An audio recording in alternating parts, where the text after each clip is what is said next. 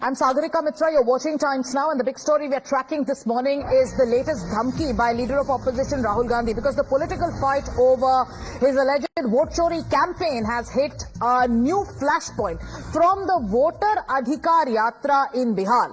The Leader of Opposition is warning the Chief Election Commissioner and his two colleagues of stern action once the INDIA bloc comes to power.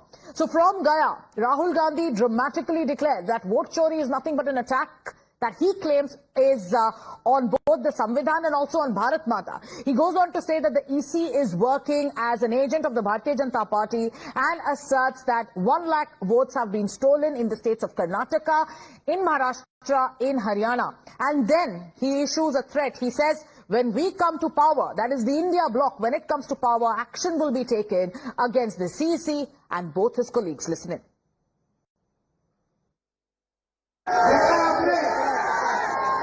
अच्छी तरह सुनिए और ये जो election commission बैठे हैं, election commissioner बैठे हैं, इन तीनों से मैं कह रहा हूँ, आप एक बात समझ लो, मोदी जी की सरकार है वो सब ठीक है।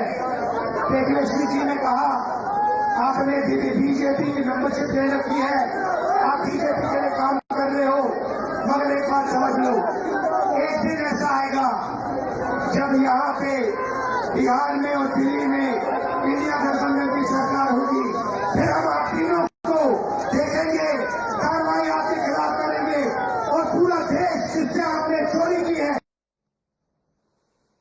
आप तीनों को हम देख लेंगे.